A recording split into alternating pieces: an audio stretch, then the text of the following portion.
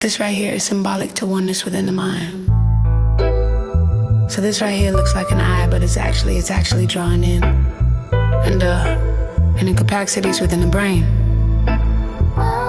A real man is never a slave to his sex drive. You read no books, your mind gets no exercise. I don't mean to disrespect, but if I tell the truth, our community does not value intellect. Look at us, sell our souls on the internet. She's an influencer because she's into sex. What's the difference between you and R. Kelly? Men with no spiritual energy. Remember, hell is an African concept before Christianity. Watch your nonsense. Keep denying its existence like the wind. I open up my pineal glands cause I'm a king. How you rap about the crime you done, then you end up being done. You don't think you're dumb.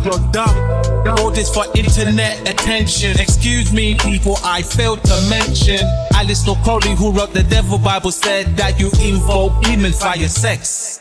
You're vibrating at such a low frequency, you can't even see that your body's vexed. When I wanna talk to God, I pray. When I wanna hear from God, I choose to meditate. When I wanna talk to God, I pray. When I wanna hear from God, I choose to meditate. When I wanna talk to God, I pray. When I wanna hear from God, I choose to meditate. When I wanna talk to God, I pray. When I wanna hear from God, I choose to meditate. Just like Michael Venom, my body is a weapon. I use it to collaborate all my aggression. 1.618 when I create that for deeper thinkers and for the mind that are great. Bars on a deeper level, and now you're desensitizing the devil. When I wanna talk to God, I pray. When I wanna hear from God, I choose to meditate. Kill your brother music, be your whole music. Like a crack addict, yeah, you have to use it. You a slave in the system of the matrix, acting like Sophia Stewart didn't create this. Cloud chasers coming from them slave ships. Your dance from cheap tummy talks and facelifts. Moving from the shit, you got God in your DNA. This is not rap, this is scripture that I choose to spray.